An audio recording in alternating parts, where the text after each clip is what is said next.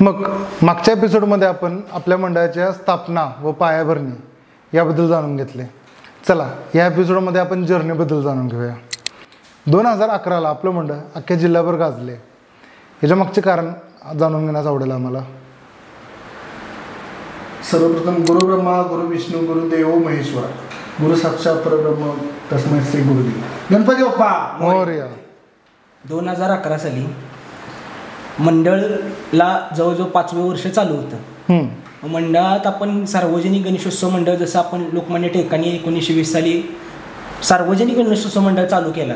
त्यानंतर आमच्या मंडळाची संकल्पना म्हणजे मोठ्या सदस्यांकडून आम्ही 8वी 9वीत असताना एक नवीन संकल्पना काढली की आपण महाराजांचा इतिहास, जे आपण किल्ले बनवत नाही, आत्ताची जनरेशनची पिढी 10 वर्ष आधी बनवत नव्हती आणि आत्ताही बनवत नाही, त्यासाठी नवीन संकल्पना काढली की आपण स्वतः किल्ला बनवायचा मोठा, जवळजवळ 10 ते 15 फुटाचा.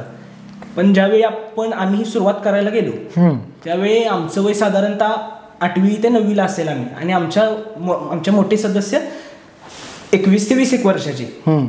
पहिल्यांदा चालू केल्यानंतर जी सामग्री आम्ही गोळा करायला फिरत होतो प्रत्येक गल्ल्यातून, दगड असेल माती असेल, त्यावेळी आमच्या इथे आता जिथे गणपतीचा मोठा मंडळ बसतो तिथे पहिली गॅरेजची लाईन होती. त्यांच्याकडे ते इंजिन उतरण्यासाठी गाडा भेटायचा, म्हणजे इंजिनचा बोजा राहावा त्याच्यावर, तर गाडा होता.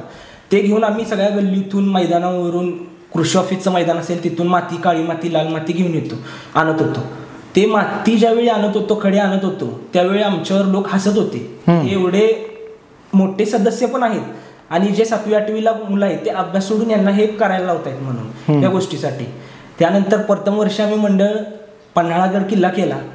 प्रथम वर्ष किल्ला केल्यानंतर ज्यावेळी आपल्या इस्लामपुरात मराठमोळा हे पहिले किल्ल्याचे जे असतात होतं प्रतिष्ठान होतं ते म्हणजे नंबर काढत होते. ज्या वर्षी आम्ही पहिल्या वर्षी किल्ला बनवला होता, ज्यावेळी ते आले होते दुपारचे म्हणजे हे करण्यासाठी, इन्स्पेक्शन करण्यासाठी, त्यावेळी आमचा किल्ला फक्त 80 ते 70% बनवून झाला होता. थोडं त्याचे डागडुजी असेल वगैरे हे काम राहिलं होतं. मग त्यांनी आमच्या किल्ल्याची संकल्पना थोडीफार बघून आम्हाला त्यांनी 3-4 तासाचा टाइम दिला.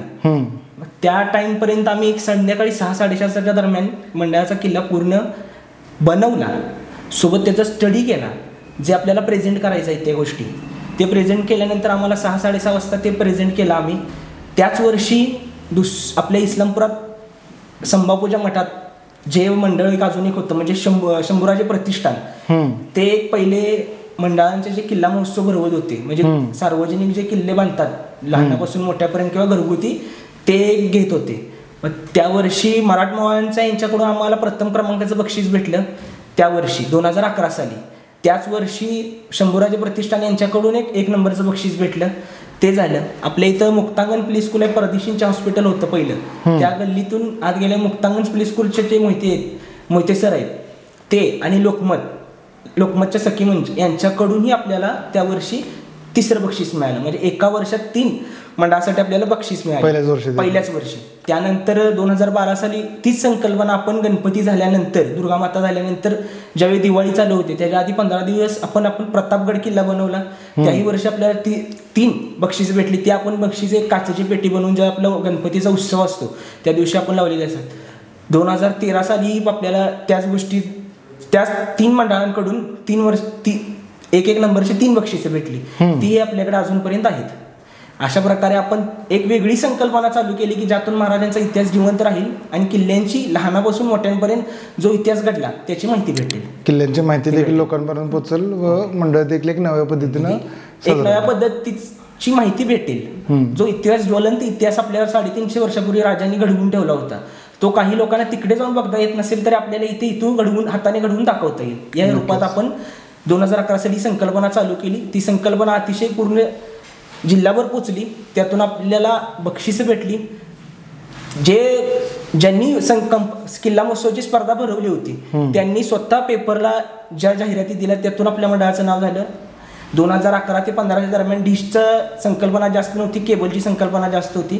त्यावेळी कृष्णा TV आपल्या इस्लामपुरात होतं. त्यांनी व्हिडिओ शूटिंग करून ते टीव्हीला चॅनलला दाखवलं. त्यानंतर बरेचसे राजकीय पक्षांनी वगैरे जे आधी शिवप्रतिष्ठानसारखी कामं करत होती, म्हणजे संकल्पना मांडत होते, त्या जे सदस्य असतील ते येऊन बघून जात होते, ज्येष्ठ नागरिक असतील, सगळ्या गोष्टी असतील, सगळे माणसं येऊन बघून जायला लागले. साधारणपणे आकार काय होता आपल्या किल्ल्याचा? साधारणतः आम्ही ज्या वर्षी पहिल्या वर्षी पन्हाळगड किल्ला बांधला हम्म.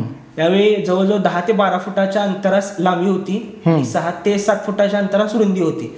मग किल्ला बांधून पहिला आधी किल्ला बांधल्यानंतर त्याचं आपण एखादं घर बांधतो त्यावेळी आपण कच्चं स्ट्रक्चर तयार करतो, प्रोजेक्ट प्लॅन, त्या पद्धतीनं आपण ते ग्राउंडवर आखून घेऊन त्या पद्धतीने उभारणी केली होती.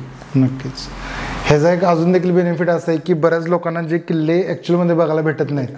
सिंधुदुर्ग किल्ला कसा पाण्यामध्ये, तोही आपण किल्ला सिंधुदुर्ग बनवला होता हुबेहूब. ज्या पद्धतीने आपण समुद्र दाखवला होता, सिंधुदुर्गाजवळ ते नारळाचं झाड आहे, त्याही गोष्टी दाखवल्या होत्या.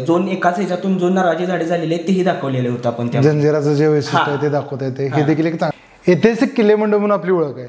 असे बाकीच्या मंडळांपेक्षा काय वेगळं केलेलं आहे तुम्ही? आणि खरंच हा खूप चांगला प्रश्न विचारला. ऐतिहासिक मंडळ म्हणण्यापेक्षा मुलांनीच ऐतिहासिक मंडळ बनवला हे म्हणलं असं तर खूप अगदी छान झालं असतं. तर ऐतिहासिक मंडळ म्हणजे त्यामध्ये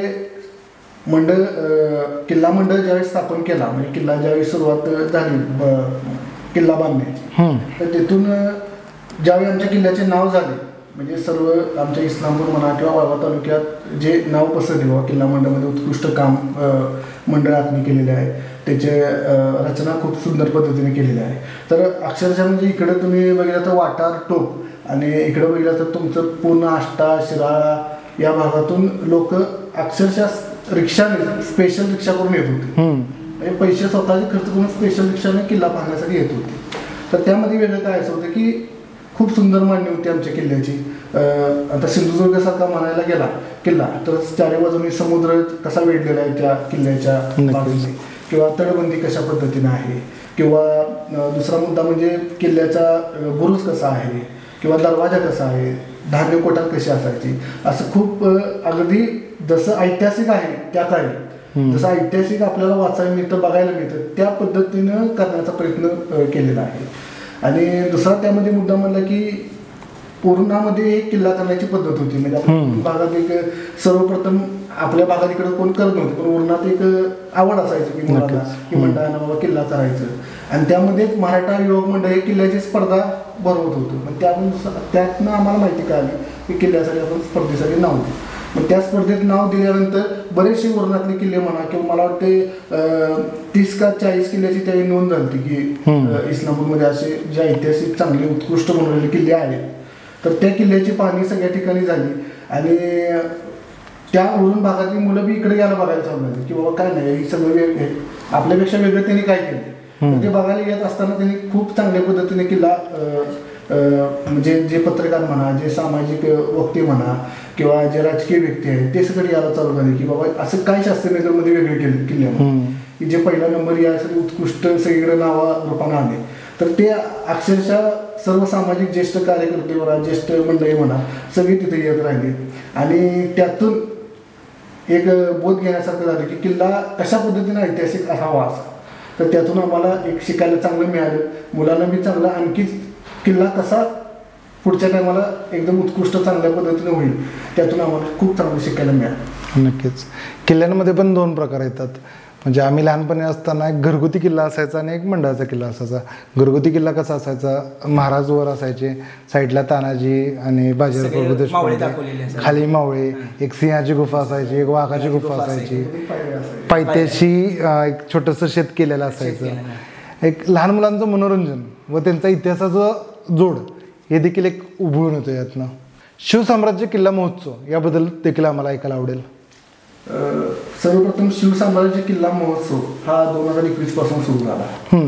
2021 पासून सुरू झाला ना. मी आता तेच सांगितलं की जी आमच्या वाळवा तालुक्यात म्हणा किंवा आमच्या परिसरामध्ये जे काही मोठे उद्योजक होते, म्हणजे जेणेकरून जे 40-50 वर्ष जे नावालेले उद्योजक आहेत 40-50-60 वर्ष, तर त्यांना आम्ही स्पॉन्सरशिप किल्ला मंडळामध्ये ठरवली. म्हणजे बाबा स्पॉन्सरशिप आपण करूया त्यांना, किंवा आमच्या शास्त्रीनगर भागातले जे म्हणजे एकदम उत्कृष्ट असे व्यवसायदार होते, थोडक्यात अगदी चांगल्या पद्धतीने जे ब्रँड होते, तर त्यांना सगळं आम्ही समाविष्ट करण्याचा प्रयत्न केला की जेणेकरून आपल्या भागातील मंडळी शास्त्रीनगर महत्त्वाचे आपल्या व्यावसायिकांचा पण फायदा झाला पाहिजे त्यातून. म्हणजे नक्की की आपल्या व्यवसाय मंडळाच्या माध्यमातून आपला बी शास्त्रीनगर एरियामधले दुकानदार बी मोठे झाले पाहिजे. तर त्यासाठी आम्ही स्पॉन्सरशिप केली.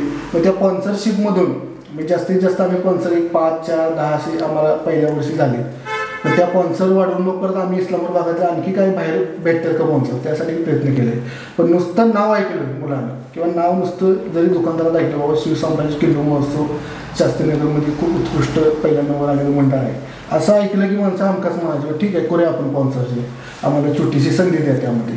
तर आम्ही अशी संधी देत गेलो आणि एक चांगले नाव आम्हाला त्या नावारूपाने लोकांना बी ॲडव्हर्टाईज करायला मिळालं आणि त्यातून आम्हाला एक संधी मिळाली की लोकांचं बी नाव मोठं करण्यासाठी. तर सांगायला खूप आनंद वाटेल की पश्चिम महाराष्ट्रातील पहिले रजिस्टर किल्ला मंडळ म्हणून आम्ही भाग घ्यायला चालू केलं आणि त्यातून आमचे कार्यक्रम म्हणजे आम्ही स्पॉन्सरशिपचा म्हणा किंवा किल्ला स्पर्धा ज्या भरवलेल्या त्या किल्ला स्पर्धामध्ये आमचे 2-4 युवक म्हणा किंवा जे मेन प्रमुख युवक त्यामध्ये आम्ही होते की त्यामध्ये बाबा किल्ला कसा असावा त्याची रचना कशी असावी किंवा किल्ल्यामध्ये कशा पद्धतीने ऐतिहासिक किंवा पर्यावरणपूरक काही गोष्टी वापरल्या त्याचा उल्लेख आम्ही करत म्हणजे ॲक्च्युली ऐतिहासिक जुन्या काळात कशा पद्धतीने किल्ले होते त्यावेळी कुठले केमिकल काय वापरलेले नव्हते पूर्ण रासायनिक पद्धतीने किल्ला केलता जेणेकरून आत्ताचे जे किल्ला बांधतात मुलं तर त्याच्यामध्ये प्लॅस्टिकचा वापर करतात. परत दुसरी गोष्ट प्लॅस्टिक म्हणा रंग म्हणा किंवा अशा पद्धतीनं वापर करतात वेगवेगळे किंवा बुरुज जे असतात ते साधारणतः असे थर्माकोलचे किंवा प्लास्टिक आकार लावून त्यावर कलर देतात. तर माती आणि दगड ह्यामध्ये जो किल्ला बांधला जातो तर तो कशा रीतीने ऐतिहासिक दिसेल या उद्देशाने आम्ही ती स्पर्धेमध्ये लक्ष वेधत गेलो सर्व किल्ल्यांची आणि त्यातून आम्हाला शिकायला मिळालं की किल्ला कशा पद्धतीने पाहिजे पूर्ण ऐतिहासिक पूर्ण दगडमातीचा किल्ला असावा. त्यातून आम्हाला चांगल्या चांगल्या संकल्पना शिकायला मिळाल्या आणि तिथून आमचा 2021 म्हणजे 14 नोव्हेंबर 2021 हा बालदिन आहे.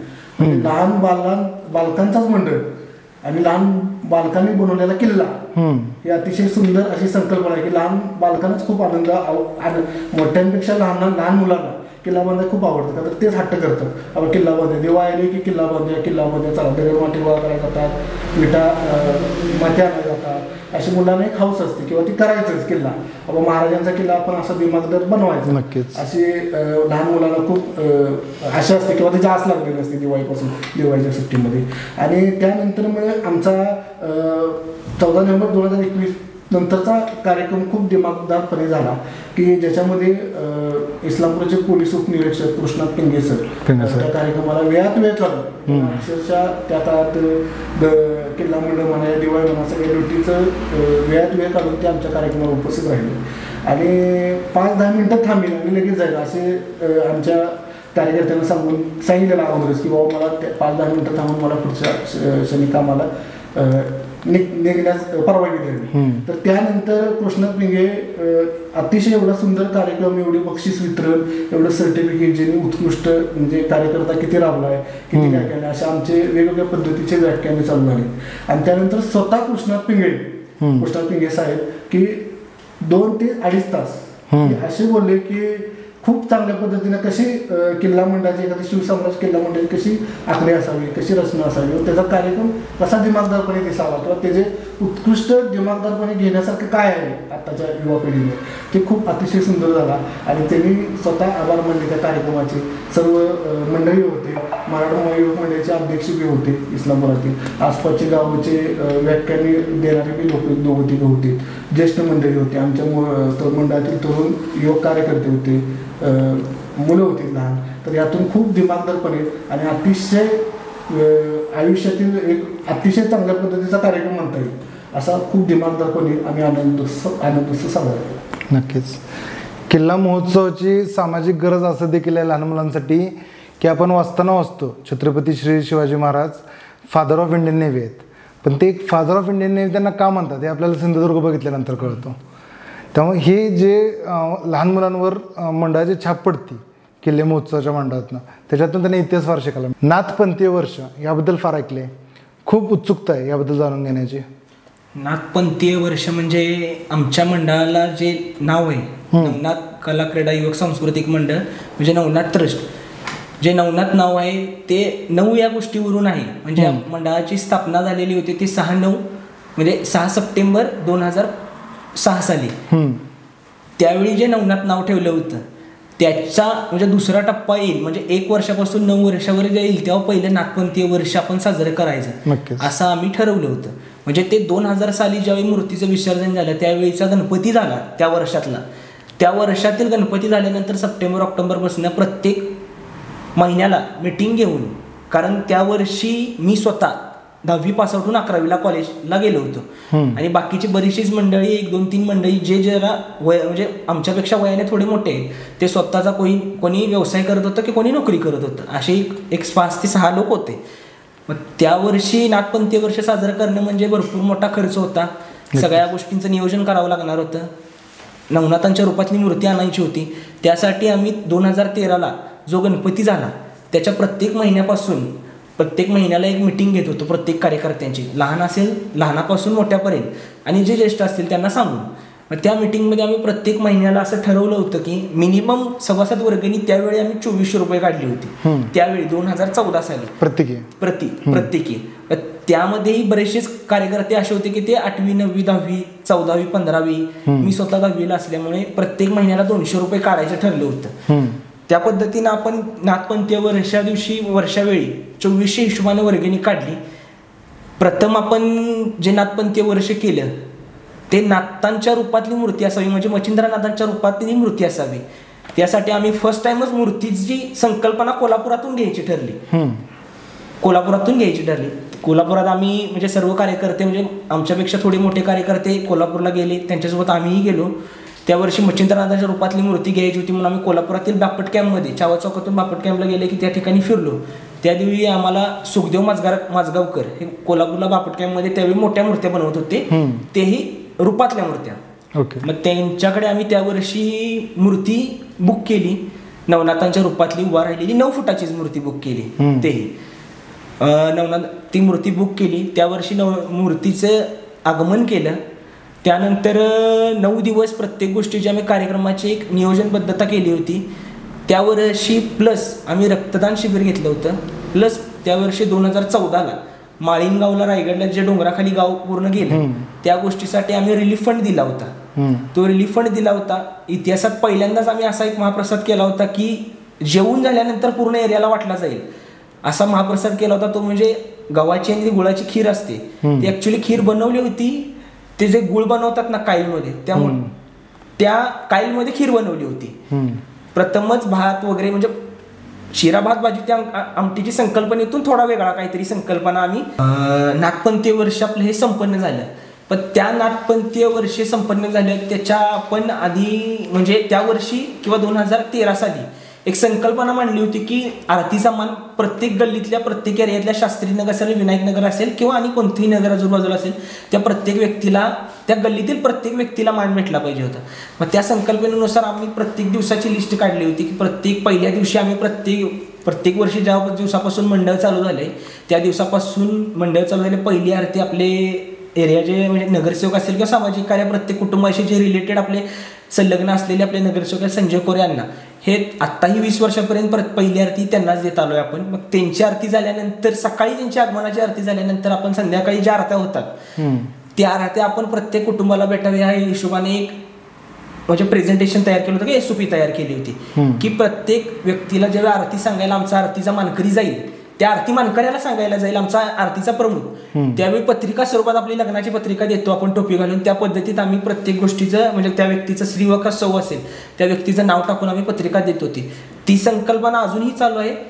अजूनही त्या गोष्टीतल्या म्हणजे ज्या झेरॉक्स रूपातल्या पत्रिका असतील नाही कलर रूपातल्या असतील पण त्या झेरॉक्स रूपातल्या पत्रिका अजूनही आमच्या मंडळाकडे आहेत. ते आमचं प्रथम नागपंथीय वर्ष झालं. मागल्या 3 वर्षापूर्वी 2023 साली आमचं द्वितीय नागपंथीय वर्ष झालं. द्वितीय नागपंथी वर्ष म्हणायचं की आमच्या मंडळाला त्यावेळी 18 वर्ष पूर्ण झाले होते बरोबर. मग आपलं प्रथम नागपंथी वर्ष आम्ही एवढ्या उत्सवात आणि आनंदात साजरं केलं होतं. त्यानंतर आमचे आता कार्यकर्ते बरेचसेच कार्यकर्ते 80% ते 90% कार्यकर्ते जे मोठे होते जे 2000 साला मंडळ स्थापन केले होते 7वी 8वीला होते ते बरेचसेच कार्यकर्ते 9 वर्षात जॉबला लागले होते म्हणजे एज्युकेशन होऊन सगळं शिक्षण होऊन. मग त्या मोठ्या कार्यकर्त्यांनी असं ठरवलं होतं की आपलं नागपंथीय वर्ष आहे. मग आपण जे आपण कोल्हापूर बापट कॅम्पमधून मूर्ती आणत होतो ते सोडून की आपल्या एक मूर्तीचा व्यवस्थित छाप व्हावा किंवा एक मूर्ती आपली ट्रेनची मूर्ती असावी. मग जे आपण याच्या आधी 7 ते 8 फुटाची मूर्ती बसवत होतो त्याची संकल्पना आम्ही डायरेक्ट 10 फुटावर नेऊन ठेवली मूर्तीची संकल्पना. मग त्या संदर्भात पहिली मीटिंग झाली. मग 2018 साली मीटिंग झाली. अधिक 6 महिने मीटिंग झाल्यानंतर असं ठरलं होतं की मूर्ती आपण पेनवरून आणायची. मग आधी एक म्हणजे मला एक जायला काही कारणामुळे जमलं नाही, पण आमच्या मंडळातील बरेचसेच कार्यकर्ते जे मोजके माझ्यापेक्षा मोठे आहेत ते टाटा समूह करून मूर्ती ठरवण्यासाठी आदल्या दिवशी पेनला गेले. आदल्या दिवशी म्हणजे 2 महिन्याआधी रात्री पेनला गेले. सकाळी कुठली गोष्टीची संकल्पना होती की तिथं कुठे राहायचं काय नाही. सकाळी पोचले, तिथंच त्या ठिकाणी कुठे जिकडे भेटेल तिकडे आंघोळ केली. त्या वर्षी आमच्या मंडळाचे कार्यकर्ते इंद्रजित जाधव आणि दिग्विजय पाटील ह्या 2 व्यक्तींनी नवीन व्यवसाय चालू केले होते. ते त्यांचे चालू व्यवसाय आहेत, हॉटेलचा व्यवसाय आणि स्पेअर पार्टचा व्यवसाय. आणि दिग्विजय पाटील यांनी बाजार चालू केला होता पुणे ठिकाणी. मग त्या 2 कार्यकर्त्यांची इच्छा अशी होती की 9व्या वर्षाची मूर्ती आम्ही देतो. ती 9व्या वर्षाची मूर्तीची संकल्पना आम्ही आधीच ठरवली होती की 9 फुटाच्या वरची असावी, कारण आमचा नवनाथ मंडळाचं 9 आहे त्या गोष्टीच्या 9 फुटाच्या वरची असावी. त्या वर्षी आम्ही ओमकार पाटील हमरापूरला जी मूर्तीकार आहेत आणि ऍक्च्युली तिथल्या मूर्ती असोसिएशन जे असते त्याचे अध्यक्ष प्लस ते पेनचे उपसरपंच आहेत, त्या व्यक्तीकडून आम्ही मूर्ती घेतली. म्हणजे त्या व्यक्तीने आम्हाला मूर्ती अशी घडवली होती की ती मूर्ती आपल्या पश्चिम महाराष्ट्रात असेल किंवा सांगली जिल्ह्यात असेल की पेनवरून जो कोणीही मूर्ती आणत नव्हते. आणत जरी असले तरी बोटावर मोजणे इतके मंडळ आहेत की जे कोल्हापूरला आपल्या परेलच्या खातूंच्या कारखान्यातून आणतात आणि विट्याला आणतात, जी प्रतिकृती असते तशा पद्धतीचीच आपण पेनवरून प्रथमतः मूर्ती आपल्या सांगली जिल्ह्यात आणली होती. मग त्या नाथपंथीय वर्षी आपण प्रथम 10 फुटाची जी मूर्ती होती, याच्या आधी आपण मंडळ बसवत होतो तो आम्ही स्वतः लोखंडाची फ्रेमची बनवून मंडळ घेतला होता, 10 बाय 15 हाईटचा असलेला मंडळ. कारण मूर्ती आमची त्यावेळी 7 ते 8 फुटाचीच होती. मग 2018 साली जेव्हा दुसरं नाथपंथीय वर्ष झालं त्यावेळी आम्ही असं ठरवलं होतं की फर्स्ट टाइम आपण मंडळ 20 बाय 20चा मंडळ आणि 26 फुटाची हाईट, म्हणजे एक राजमेला असतो आपण पिक्चरमध्ये बघितलेला टाईपमध्ये, तसं मंडळाच्या मूर्तीसाठी आपण मंडळाचा सेटअप बसवला होता. साधारणपणे घराला कम्पेअर केले तर 3 मजल्यापर्यंत. 3 मजल्यापर्यंत. मग त्याला आपण 23 फुटाची जवळजवळ ती ट्रस्टची कमान वगैरे असते ना ती बसवली होती. त्याच्यात झुंबर बसवले होते, ते वॉर्म लाईट असतात येलो कलरच्या त्या सोडल्या होत्या. मग त्यावेळी आपण ज्यावेळी मूर्ती आणली होती आधी 2 दिवस आपण ती मूर्ती आणून ठेवली होती. मूर्ती आणल्यानंतर आम्ही त्या दिवशी याच्या आधी आम्ही विसर्जन सोहळा करत होतो. मग त्या दिवशी प्रथमच त्यावेळी 2023 साली 18 वर्ष होतं त्यावेळी आम्ही असं ठरवलं होतं की आगमन मिरवणूक करायची, म्हणजे आगमन सोहळा घ्यायचा. मग संध्याकाळी 6:30 दरम्यान आम्ही मूर्ती आपले छत्रपती शिवाजी महाराज शिवतीर्थराचा अश्वरोड पुतळा आहे तिथून नेली. तिथून पूर्णपणे झाकली होती मूर्ती आम्ही. त्यानंतर जे आपण फटांगण्याचे किंवा लाईटचे हे असताना आता नवीन स्वरूपात आले त्या पद्धतीने आम्ही मुखदर्शन घेऊन किंवा आगमन मूर्तीचं केलं. त्यानंतर तिथे आम्ही पहिल्या वर्षी जो कोणी केलं नसेल ते म्हणजे वारकरी संप्रदायाचे जे लहानापासून मोठे वारकरी असतात ते वारकरी संप्रदायात आपण मूर्ती आणली होती. मृदुंग टाळचा खेळ दाखवत, जसे पालखीला आपल्या आषाढी पालखी असते आपली, त्या पालखीमध्ये आपण बघतो की सगळे माळकरी समाज की टाळ मृदुंगाच्या गजरात आळंदीवरून पंढरपूरला देहूवरून किंवा आळंदीवरून पंढरपूरला जातात. त्या पद्धतीत आपण महाराजांच्या अश्वरोड पुतळ्यापासून शिवतीर्थापासून गांधी चौक, यल्लामा चौक, गांधी चौक, गणेश भाजी मंडई असेल, शिरानाका असेल, मग आपला चव्हाण कॉर्नरचा कॉर्नर असेल, ते आपल्या मंडळाची मूर्ती स्थापण्याचे ठिकाण तिथंपर्यंत आम्ही आपलं आगमन मिरवणूक काढली होती. त्यानंतर आम्ही त्याही वर्षी महाप्रसादाचं नियोजन केलं होतं. प्रथम आम्ही महाप्रसाद त्यावेळी आहे की नाही की आपले शिराबाद भाजी आमटे घालतात किंवा पुरीपासून जी घालतात ती संकल्पना सोडून आम्ही दाल खिचडी आणि गुलाबजामुन बनवले होते त्यावेळी. की त्यावेळीच मंडळात ज्यावेळी मूर्तीचं आगमन झालं त्यावेळी मंडळात कार्यकर्ते बसले होते. मग त्यांना भूक लागली होती म्हणून एका कार्यकर्त्याने हॉटेलवरून डाळ खिचडी आणली होती. मग त्या गोष्टीवरून ठरलं होतं की आपल्या मंडळाचा महाप्रसाद यंदाचा डाळ खिचडीचा असावा म्हणून. म्हणजे ज्याने मूर्ती दिली इंद्रजित जाधव त्याला भूक लागली होती म्हणून त्याने डाळ खिचडी आणली होती. मग त्या संकल्पनेतून असं ठरलं की आपण मंडळाला डाळ खिचडी करायची, डाळ खिचडी आणि गुलाबजामुन. मग त्यावर्षी डाळ खिचडी, गुलाबजामुन आणि लोणचं, म्हणजे जे कोणी घालत नाहीत त्या वेगळ्या पद्धतीचा आपण ट्रेंडने, म्हणजे गणपतीच्या आशीर्वादाने तो महाप्रसादी जो आपण 9व्या वर्षी केला होता भक्तांनी खाऊन जो राहिला होता त्या पद्धतीने आपला महाप्रसाद सर्व गोष्टी म्हणजे व्यवस्थित भक्तांपर्यंत पोहोचला. जसं की मी सांगितलं की 18व्या वर्षी आपण पेनवरून मूर्ती आणली.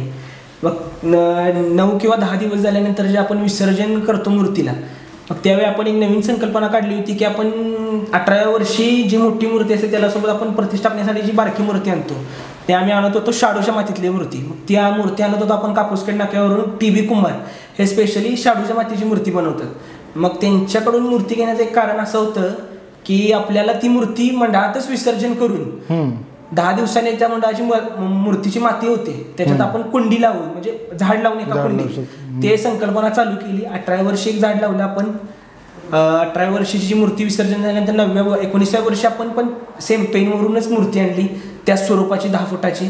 त्या वर्षीचे सगळे कार्यक्रम झाल्यानंतर सगळ्या गोष्टी झाल्यानंतर मोठी मूर्ती विसर्जन करण्याच्या आधी आपण मंडळातच विसर्जन सोहळा घेतला. शाडूच्या मातीची मूर्ती विसर्जन केली त्याची दुसरी कुंडी झाली. मग ती मोठी मूर्ती विसर्जन केली. ह्या वर्षी आता तीच पद्धत 20व्या वर्षी आपण फॉलो करतोय म्हणजे तीच पद्धतीने आपण पेनवरून ओंकार पाटील यांच्याकडनं सुबक स्वरूपात किंवा आकर्षक स्वरूपातली मूर्ती 10 फुटा ते 11 फुटाची या वर्षी ती मूर्ती घेऊन येतोय आपण. कोविड पिरियडमध्ये जो लॉकडाऊन होता त्या टायमाला तुम्ही गणपती महोत्सव कशा पद्धतीने केला? तर कोविड पिरियडची ज्यावेळी पहिली महामारी आली पहिला दिवस होता लॉकडाऊनचा 22 मार्च ते 20 मार्चच्या दरम्यान 2020 साली जे लॉकडाऊन झालं.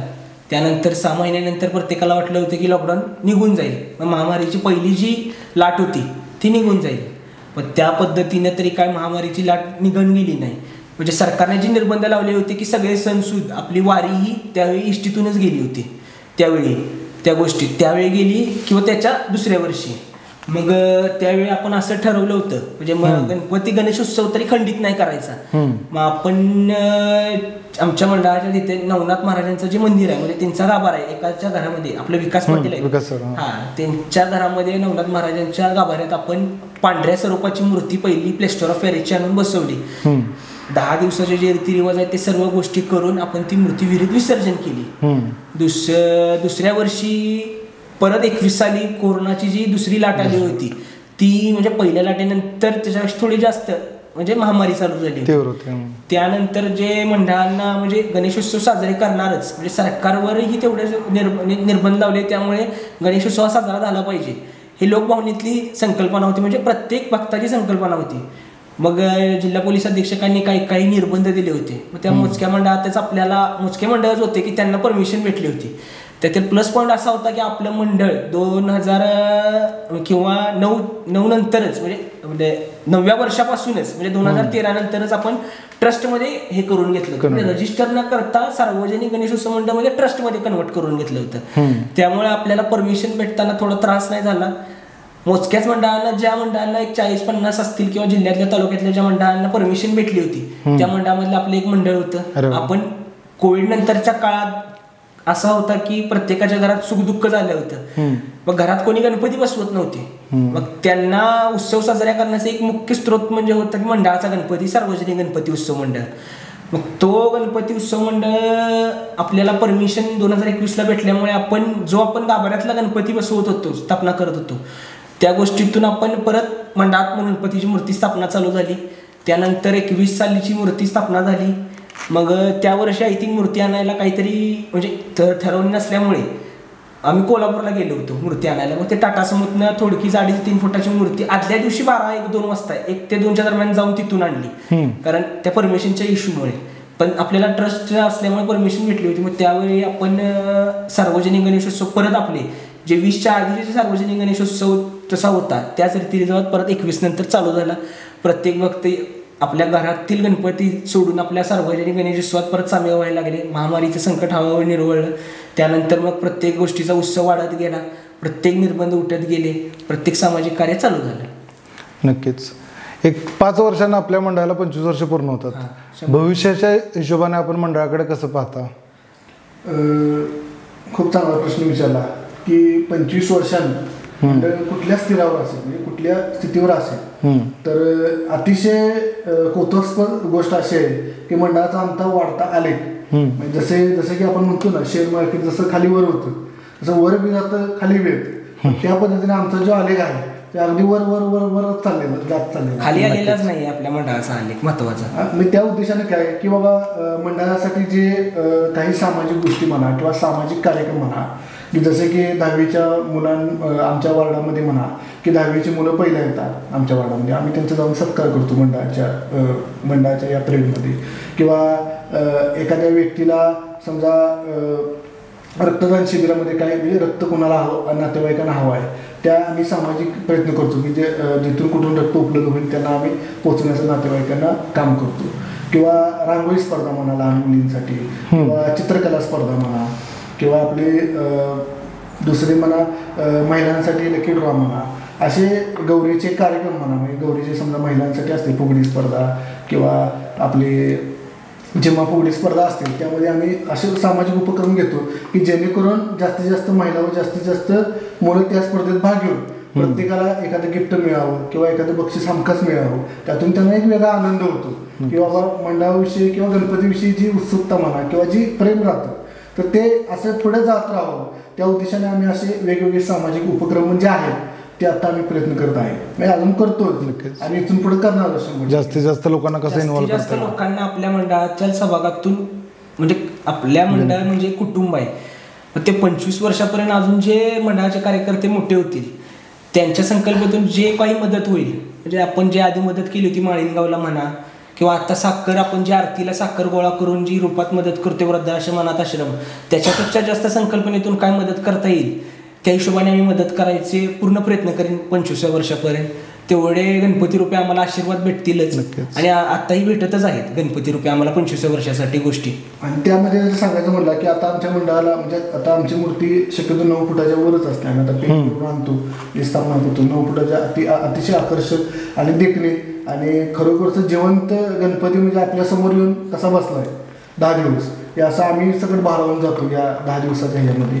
तर आम्हाला ह्या 25 वर्षाच्या पुढच्या या जो आम्ही दिवस बघतो उद्याचा, तर त्यामध्ये आम्हाला देव ताकद दिलंच, इथून पुढे आमच्या पिढीला बी ताकद भरपूर देईल.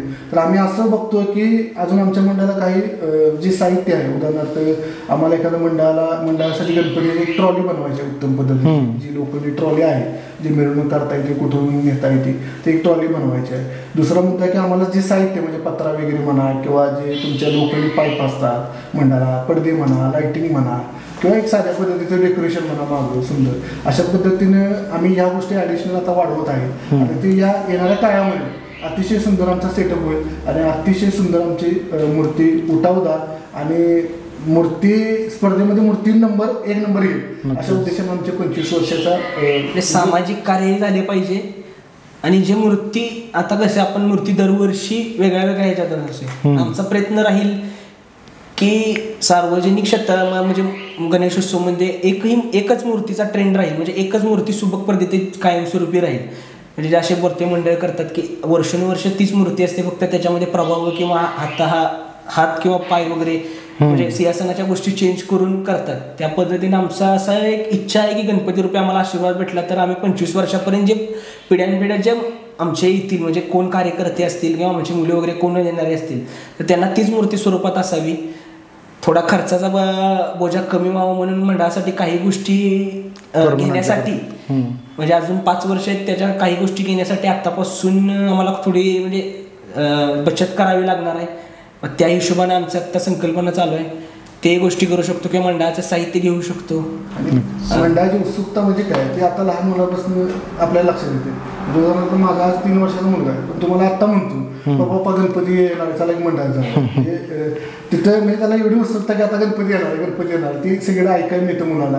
आणि एक वेगळ्या पद्धतीने मुलं भावून जातात की बाबा काय नाही गणपती बाप्पा आपल्या घरी येणार, आपल्या मंडळात येणार, आपण मंडळात जाणार. म्हणजे 3 वर्षाच्या मुलाला जर एवढं आग्रह किंवा प्रेम जर वाटत असेल त्या बाप्पाविषयी तर नक्की नवनाथांच्या आशीर्वादाने बळ दिलं की आम्ही सगळं काम करतोय, पण आज आमची मुलं आमच्याकडे बघतात की बाबा आपलं वडील सकट या मंडळात काम करतात, कष्ट करतात, मेहनत करतात आणि एवढं चांगले 10 दिवसाचा जो सोहळा आहे गणेशोत्सवाचा तेवढ्या चांगल्या पद्धतीने करतात. तर येणारी पिढी म्हणजे आमच्या मुलाची पिढी किंवा त्याच्यानंतरची जी अगोदरची पिढी आहे ते सगळं बघतात बाबा काय नाही आपण अशा पद्धतीने दिमागदारपणे सोहळा करूया जेणेकरून आमचं नाव इस्लामपूर म्हणा किंवा वाळवा तालुक्यात म्हणा किंवा सांगली जिल्ह्यात असं पुढं जात राहील आणि असा आमचा जो आलेख आहे तो असा वाढत जाईल नक्की, याची मी गॅरंटी देतो. आणि गणपती आशीर्वादाने खूप सुंदर होईल असं मी खात्री देतो. नक्कीच. मी अजून एक तुम्हाला सांगू इच्छितो की कोविडच्या पिरियडमध्ये जो गणेशोत्सव आम्ही साजरा करत होतो किंवा कोविडची पहिली महामारी झाल्यानंतर दुसऱ्या महामारीला जो आम्ही मंडळ म्हणजे गाभाऱ्यातून म्हणजे आता तात्पुरत्या स्वरूपात जे मूर्ती बसवत होतो की व्हाईट मूर्ती आणली प्लॅस्टर ऑफ पॅरिसची, त्या वर्षी 2020ला विसर्जन केली. मग 21 साली आम्ही आमच्या मंडळाने संकल्पना अशी ठरवली होती की जे कोविड योद्धा आहेत ते 9 दिवस प्रत्येक कोविड योद्ध्याला एक आणि एरियातल आरती मानकरी म्हणजे जे एरियातील आरती मानकरी येतील प्रत्येक गल्लीत आहेत ते, आणि प्रत्येक दिवशी एक कोविड योद्धा म्हणजे त्यामध्ये असेल पोलीस स्टेशनचे असतील लोक, उपजिल्हा रुग्णालय इस्लामपूरचे परिचारिका असतील, ब्रदर असतील, त्या सगळ्या गोष्टीपासून अधीक्षक असतील म्हणजे ते डीन ते होते, आपले नगरपालिकेचे सफाई कर्मचारी असतील, गटारी साफ करण्यापासून किंवा झाडझूड करण्यापासूनचे ते कर्मचारी हेच लोक ग्राउंड लेवलला जे काम करत होते. म्हणजे अशा वर्कर्स असतील की कोण पॉझिटिव्ह आहे त्याला क्वारंटाईन कसं राहावं त्या अशा वर्कर्स असतील, किंवा 2019 साली जो महापूर आला होता त्यामध्ये एमसीपीच्या लोकांनी काम केलं होतं, मग त्या लोकांनाही आम्ही बोलवलं होतं. मग प्रत्येक दिवशी प्रत्येक एका कोविड योद्ध्याला आपण बोलवलं होतं. त्याचा फायदा असा एक झाला की ज्यामध्ये लसीकरण चालू झालं होतं कोविडमध्ये, ते मोबाईल आपली फॉरेन्सिक लॅब कशी मोबाईलमध्ये असते त्याच्यामध्ये ते कोविडच्या लसीचं मोबाईल लसीकरण चालू केलं होतं प्रत्येक एरियात जाऊन कॅम्प लावून. मग त्यावेळी आपल्याला ते कोविड त्यांचा सत्कार केल्यामुळे, किंवा तिथे देशमुख साहेब होते उपजिल्हा रुग्णालय कार्यालयात, त्यांनी एक संकल्पना सांगितली होती की तुमच्या गल्लीत आम्ही कोविडच्या लसीकरणाची मोहीम राबवतो. मंडळाच्या बाहेर जिथून गल्ली चालू होते तिथंच लसीकरणाचा कॅम्प भरवला होता. त्या एरियामध्ये शास्त्रीनगर असेल, विनायकनगर असेल, समता कॉलनी असेल, पेट्रोल पंपाचा भाग असेल, किंवा पूर्ण एरियातल्या पेठ सांगली रोड असेल, किंवा इस्लामपूर वागडी रोड, त्या एरियातल्या प्रत्येकाचं लसीकरण झालं होतं. हा एक महत्त्वाचा मुद्दा आम्ही कोविडमध्ये करून घेतला होता. म्हणजे गणपती रुपये आशीर्वादानं तो एक झाला होता. हो मित्रांनो, गणपती बाप्पा मोरया. कमेंट सेक्शनमध्ये जास्तीत जास्त कमेंट टाका व लाईक करा. धन्यवाद.